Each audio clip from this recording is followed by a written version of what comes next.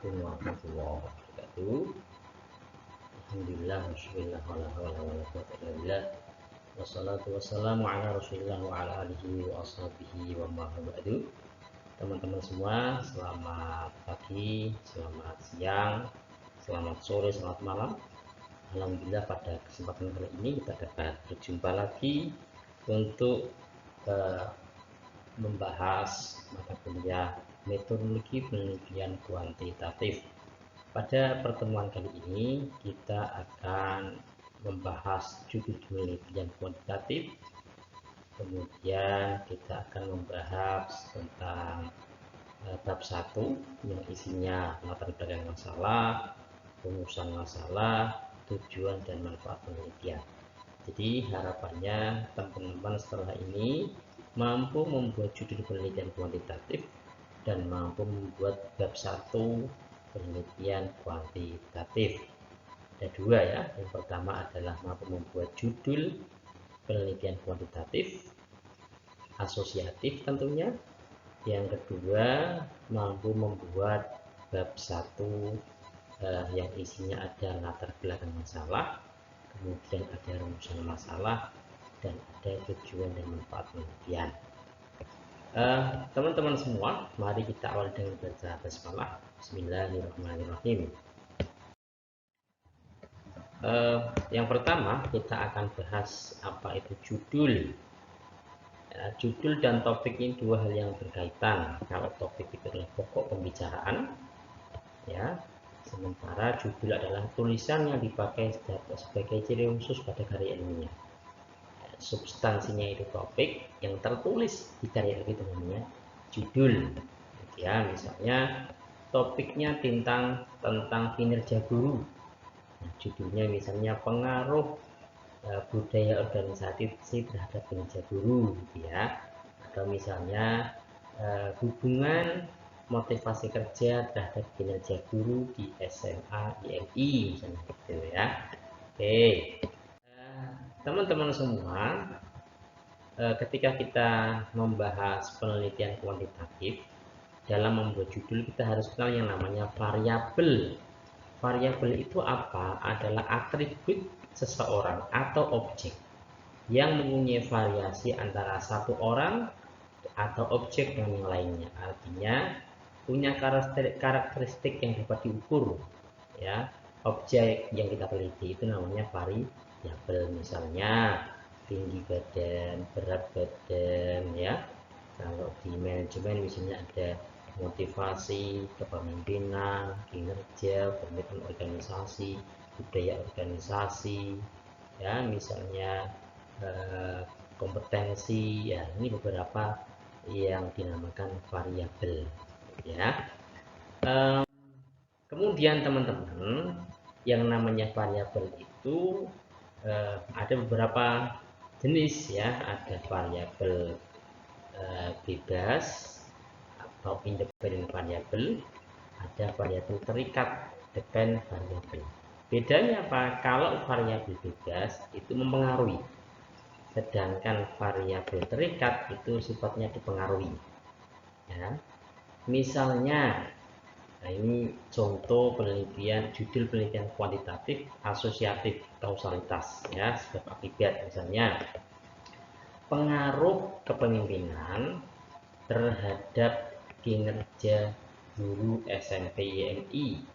Kepemimpinan kita namakan variabel X atau variabel bebas, biasanya dilambangkan X. Kinerja kita namakan variabel terikat, biasanya dilambangkan Y. X berpengaruh terhadap Y, ya. Nah, ciri khusus penelitian kuantitatif kausalitas itu judulnya pengaruh kepemimpinan terhadap kinerja, misalnya begitu. Kenapa? Karena kinerja ini dipengaruhi oleh kepemimpinan, sementara kepemimpinan tidak dipengaruhi oleh kinerja guru, gitu ya. Jadi X mempengaruhi Y, tetapi Y tidak dapat mempengaruhi X. Gitu. Yang kedua adalah contoh penelitian kuantitatif resiprokal, ya. Misalnya hubungan motivasi kerja terhadap kinerja guru SMP IMI. ini antara X dengan Y-nya ini bisa saling mempengaruhi, ya. Motivasi kerja guru itu berhubungan dengan peningkatan kinerja guru. Sebaliknya, kinerja guru itu juga berhubungan atau dapat mempengaruhi kemudian motivasi kerja. Biasanya judulnya diawali dengan hubungan, ya. Dua-duanya ini penelitian kuantitatif asosiatif, gitu ya. Nanti teman-teman buat judul penelitian kuantitatif yang seperti ini. Nah, teman-teman semua, inti permasalahannya itu di kinerja. Jadi ketika di sekolah ada permasalahan kinerja guru, maka kita judulnya adalah kinerja. Tergantung nanti menurut prediksi kita yang mempengaruhi itu apa. Misalnya kepemimpinan boleh, ya. Misalnya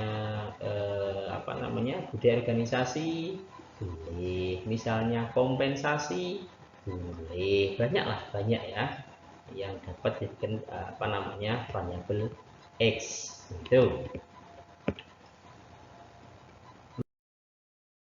Mengenai judul di manajemen pendidikan Islam itu banyak teman-teman, ya. Bisa di bagian organisasi, bisa di proses manajemen, ya. Misalnya pengaruh budaya organisasi terhadap kinerja guru, tapi rata-rata Y-nya diambil dari sini, ya. Kinerja guru, produktivitas guru, disiplin guru, ya, rata-rata di sini. Kalau di sini khawatir nanti tabrakan dengan prodi lain, misalnya dengan pembelajaran PAI atau keguruan apalah gitu, ya. Maka seringnya Y-nya diambil dari wilayah SDM organisasi pendidikan, ya. Misalnya di perencanaan X-nya boleh, tapi Y-nya rata-rata di sini. Misalnya pengaruh perencanaan SDM terhadap kinerja SDM, gitu, ya. Pengaruh TKM terhadap kualitas pendidikan, masih di sini aja berarti boleh, gitu, ya. Jadi itu teman-teman, ini beberapa wilayah yang bisa dijadikan judul untuk prodi manajemen pendidikan Islam. Bisa di wilayah organisasinya, bisa di proses manajemennya, bisa di SDM-nya, bisa di sarprasnya, bisa di manajemen keiswaan, ya. Tapi bukan di pembelajaran mapel tertentu, gitu, ya. Kemudian bisa di kurikulumnya, bisa di pembiayaannya. Misalnya pengaruh manajemen kurikulum terhadap kualitas lulusan siswa, itu, ya, boleh juga, gitu, ya. Jadi ini wilayah garapan penelitian manajemen pendidikan Islam. Nah, kemudian kita beranjak ke bab 1 tentang masalah, ya. Sebelum kita membicarakan tentang masalah, kita harus tahu dulu masalah. Masalah itu apa sih? Masalah itu menurut Syukur adalah kesenjangan antara harapan dengan kenyataan. Harapannya begini, ternyata nggak seperti itu, ya. Antara ekspektasi dengan realita. Harapannya kinerja guru itu bagus, tapi kenyataannya, ternyata di sekolah ini kurang bagus, gurunya sering nggak datang, suruh gurunya datangnya telat, gurunya nggak buat RPS, misalnya begitu, ya. Ini antara harapan dengan kenyataan, antara rencana dengan kenyataan. Misalnya pas buat perencanaan ABD ABCD X Y Z, misalnya, ternyata dalam pelaksanaannya nggak seperti itu, ya. Misalnya kepala sekolah merencanakan kinerja guru, ternyata pelaksanaan kinerjanya nggak seperti itu. Misalnya juga kesenjangan antara kebutuhan yang tersedia. Kebutuhan guru di lingkungan tertentu itu misalnya sampai 100 orang guru, tapi yang tersedia ternyata cuma 50. Ini berarti ada kesenjangan antara kebutuhan dengan yang tersedia. Kesenjangan antara aturan dengan pelaksanaan. Aturannya guru itu harus S1 misalnya, ternyata banyak yang belum S1, ya. Nanti judulnya bisa misalnya pengaruh kompetensi kerja terhadap kinerja guru, ya. Ini Kemudian juga ganjangan antara teori dan praktek. Teorinya A, ternyata prakteknya B. Atau adanya pengaduan, adanya kompetisi juga bisa. Misalnya kalau dulu namanya PT Pos itu ya lancar-lancar saja ya. Tapi kemudian ketika ditemukan apa namanya HP ya, orang ketika kirim surat nggak perlu ke kantor pos lagi, cukup kirim SMS, kemudian berkembang WA ya, kemudian dan seterusnya ya. Ini namanya kompetisi. Ini beberapa masalah yang biasanya dijadikan masalah penelitian. Masalah itu ada dua kategori. Yang pertama isu sosial yang masih ramai, yang viral, yang masih ramai lah ya. Misalnya sekarang itu isu makan siang gratis untuk siswa misalnya gitu ya. Atau isu minor, isunya itu nggak viral banget, tapi sesuai dengan disiplin ilmu yang kita pelajari. Kemudian pertimbangan masalah diteliti itu pertimbangannya begini, menarik ya, orang lagi banyak memperhatikan masalah ini, atau relevansi dengan kita hidup ya. Yang lagi rame sekarang misalnya apa namanya, moderasi beragama gitu ya. Kemudian bidang yang disukai ya, bidangnya itu minor tadi ya, ini nggak ramai tapi yang sesuai dengan bidang yang kita kuasai, bidang yang kita sukai gitu ya. Kemudian mudah diteliti ya, jangan sampai masalah ini bagus tapi penelitian susah ya, jangan. Atau misalnya bagus tapi ini kalau saya kerjakan 4 tahun bisa, kamu ya 7 tahun kuliah S1 gitu ya. Kemudian atau ini masalahnya bagus sekali tapi untuk meneliti ini biayanya mahal, nah, jangan ya. Kemudian masalah juga itu menarik ketika belum diteliti. Dan kalau bisa masalah yang diteliti itu masalah yang apa ya, yang sangat mungkin cepat selesai ya, untuk skripsi ya, biar tidak mudah dan judul gitu. Kemudian masalah tadi itu jangan hanya omong-omong saja gitu ya, tidak ada dasarnya, maka masalah itu perlu dibuktikan biar tidak terkesan diada-adakan. Buktinya apa ya, bisa berupa data, bisa berupa pernyataan yang orang yang punya otoritas gitu ya. Itu adalah bukti masalah. Tuh.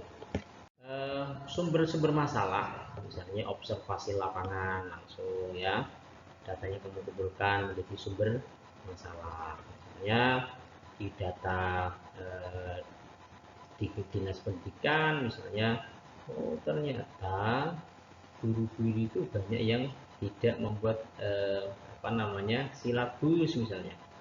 Oh ternyata guru-guru itu banyak yang bolos mengajar misalnya. Oh ini dari data ini nanti bisa dimunculkan ada masalah kinerja guru misalnya guru. Kemudian ada deduksi dari teori ya, teori yang sudah ada, kemudian apa namanya, muncul satu masalah ya, atau ada kepustakaan rekomendasi penelitian sebelumnya, atau masalah yang viral tadi, atau pengalaman pribadi. Ini yang susah itu pembuktiannya. Kemudian diskusi atau seminar pertemuan ilmiah, ini ada pernyataan orang yang punya otoritas pada bidang ilmu tertentu, atau pernyataan pemegang otoritas ya, misalnya kepala dinas pendidikan Kabupaten Pekalongan mengatakan bahwa ternyata komitmen organisasi guru di Kabupaten ini rendah, dinyatakan banyak yang keluar ya, dan sebagainya misalnya. Ini contoh sumber masalah sekaligus pembuktiannya. Nah, macam-macam masalah itu ada deskriptif, ada asosiatif, ada komparatif. Kalau deskriptif itu berarti menggambarkan satu masalah tertentu, satu variabel saja.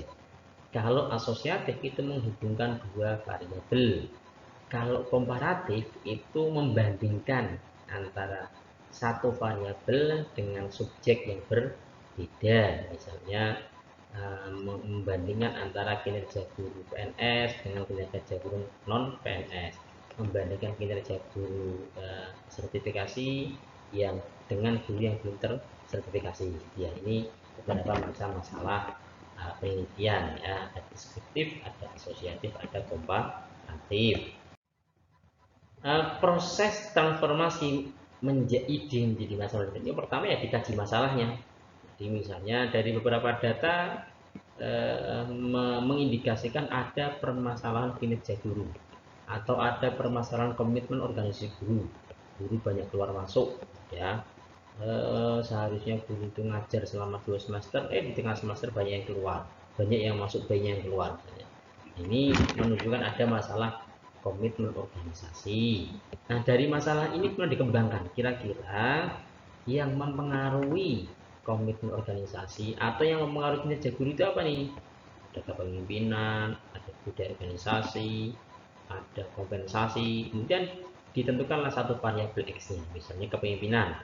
Maka judulnya ditulis pengaruh kepemimpinan terhadap kinerja guru. Misalnya penelitiannya di SDIYMI ya, maka judulnya pengaruh kepemimpinan terhadap kinerja guru SDIYMI 01 misalnya gitu ya. Oke. Kemudian dari masalah tadi kita tulis latar belakang masalah. Nah, informasi mengenai konteks yang menjadikan masalah itu. Jadi terkadang masalah itu masalah yang sederhana gitu ya. Tapi ketika konteksnya luar biasa menjadi masalah sangat menarik. Misalnya mobil mogok itu hal yang biasa. Tapi menjadi masalah serius gitu yang mogoknya pas di traffic light, pas hijau lah. Sehingga pas di depan lampu merah mati, belakangnya ngantri semua jadi panjang. Nah, misalnya gitu ya. Atau misalnya kinerja guru yang bagus, itu ya biasa gitu. Tapi akan jadi masalah ketika kinerja guru itu bagus di tempat yang ternyata sarana prasarannya masih sangat terbatas. Ini menjadi sesuatu yang menarik dan diteliti. Nah, gitu ya. Atau sebaliknya, kinerja guru buruk. Nah, ini menjadi hal yang biasa kalau misalnya yang buruk itu banyak. Tetapi yang buruk itu ternyata di sekolah yang fasilitasnya lengkap. Nah, ini jadi masalah ya. Kenapa? Karena masalah yang sebenarnya biasa aja, ketika konteksnya di belakang di luar biasa patut untuk diteliti. Kemudian penulisan latar belakang itu biasanya menggunakan piramida terbalik. Penjelasan konteks dimulai dari konteks global, menyempit sampai pada konteks lokal. Misalnya teman-teman mau meneliti tentang kinerja guru di Kabupaten Pekalongan. Itu boleh misalnya memunculkan statement dari Menteri Pendidikan misalnya. Itu kan global, nasional gitu ya. Kemudian sampai pada konteks kinerja guru Kabupaten Pekalongan. Itu piramida terbalik ya. Biasanya begitu. Kemudian latar belakang masalah itu harus menjelaskan apa yang diteliti dan mengapa penelitian itu perlu dilakukan. Makanya biar tidak kesan omong-omong, perlu pembuktian tadi, pembuktian data atau pembuktian pernyataan orang yang punya otoritas seperti Menteri Pendidikan, Kepala Dinas Pendidikan, misalnya gitu ya. Kalau kita bicara tentang organisasi pendidikan atau praktis pendidikan gitu ya. Oke. Kemudian komponen latar belakang itu biasanya kondisi ideal yang seharusnya ya. Kemudian kondisi yang terjadi. Tadi misalnya seharusnya untuk begini ternyata yang begini juga loh ya, gitu. Kemudian membandingkan dengan penelitian sebelumnya, rumusan tujuan metode, kemudian juga rumusan masalah ya. Kemudian komponen latar belakang ini masih ada faktor penting yang menjadi perhatian tadi, informasi kasus dan masalah ya. Kemudian ini ada tips sedikit untuk latar belakang. Yang pertama fokus ya, jadi nggak usah bicara kemana-mana. Kalau tentang kinerja itu sudah fokusnya kinerja aja, kinerja guru. Nggak usah bicara tentang sistem pendidikan modern misalnya, nggak usah bicara tentang ya pokoknya tentang kinerja guru saja gitu ya. Itu fokusnya di situ gitu, dari global sampai ke lokal ya, mau kita teliti misalnya gitu. Kemudian tadi ya sistematis, biasanya piramida terbalik. Kemudian hindari kata ambigu. Ini kata-kata yang nggak perlu ya nggak usah, dihilangin aja biar fokus pada permasalahan. Itu tips menulis latar belakang masalah. Kemudian yang berikutnya adalah rumusan masalah. Itu apa? Suatu pertanyaan yang akan dicari jawabannya melalui penelitian. Rumusan masalah penelitian harus bisa didasarkan pada masalah penelitian.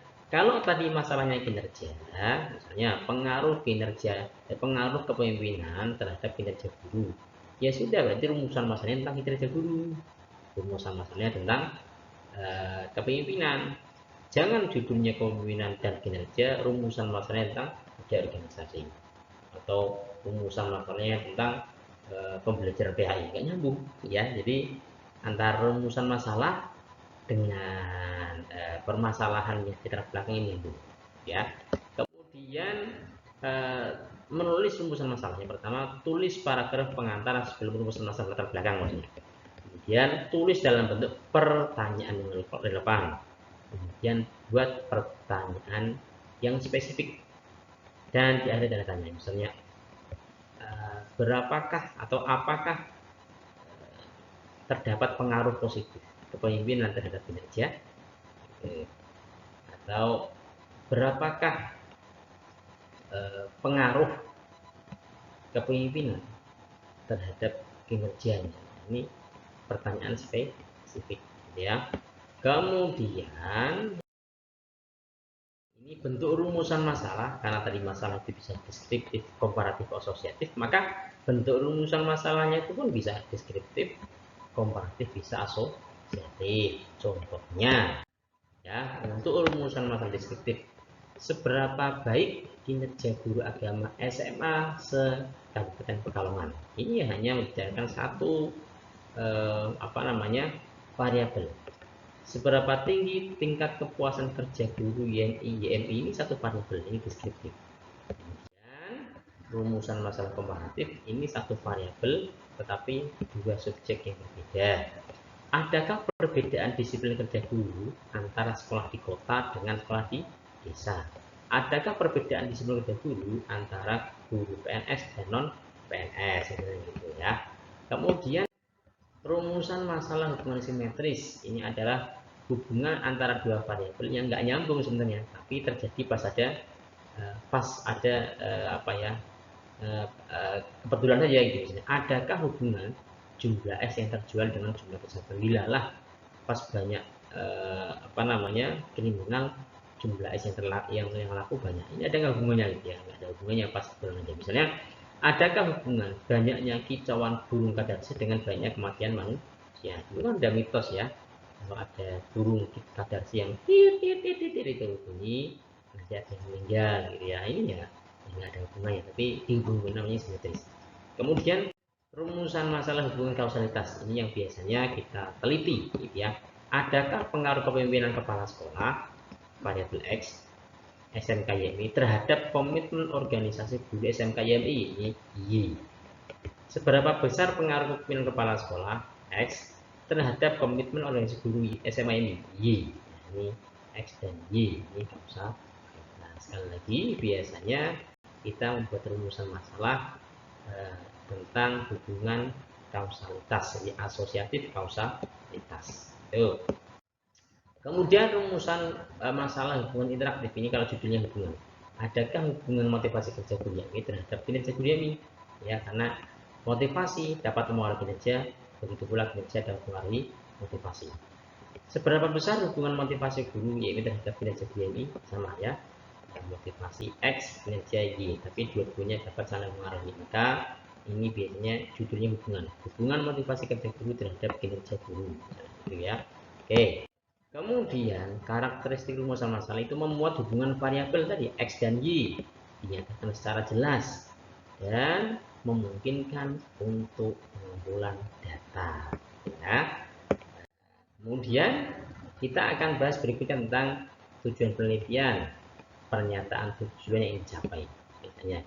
Nah, tujuan penelitian ini biasanya menjawab rumusan masalah, atau jadi masalahnya tentang hubungan pengaruh kepemimpinan terhadap kinerja guru, gitu. Atau seberapakah kinerja guru gitu ya. Itu yang menjawab rumusan masalah itu gitu. Kemudian kalau manfaat penelitian itu ada dua, ada teoritis kaitannya dengan pengetahuan ilmu, ada praktis kaitannya dengan praktek di lapangan. Tuh. Nah, ini ada perbedaan antara tujuan dan manfaat. Kalau tujuan itu yang dituju dalam penelitian, kalau manfaat itu yang dirasakan oleh orang-orang dari penelitian itu. Tujuan misalnya penemuan baru atau ilmu baru, pembuktian atas kebenaran pengetahuan sudah ada, pengembangan atas pengetahuan dulu. Nah, ini biasanya tujuannya begitu. Kalau manfaat yang dirasakan itu yang dirasakan oleh peneliti maupun masyarakat, atau kontribusi yang dirasakan oleh masyarakat sekitar, gitu ya. Ini adalah perbedaan antara tujuan dan manfaat, gitu ya teman-teman ya. Jadi hari ini kita bahas tentang judul, kemudian yang kedua kita bahas tentang bab 1 ya, baik itu latar belakang masalah, kemudian rumusan masalah, tujuan penelitian dan manfaat penelitian. Sebagai tugas teman-teman, secepatnya membuat judul penelitian, kemudian disambung bab 1. Oke, terima kasih teman-teman. Sampai jumpa lagi dan kita akhiri bersama-sama. Alhamdulillahirabbil alamin. Wassalamualaikum warahmatullahi wabarakatuh.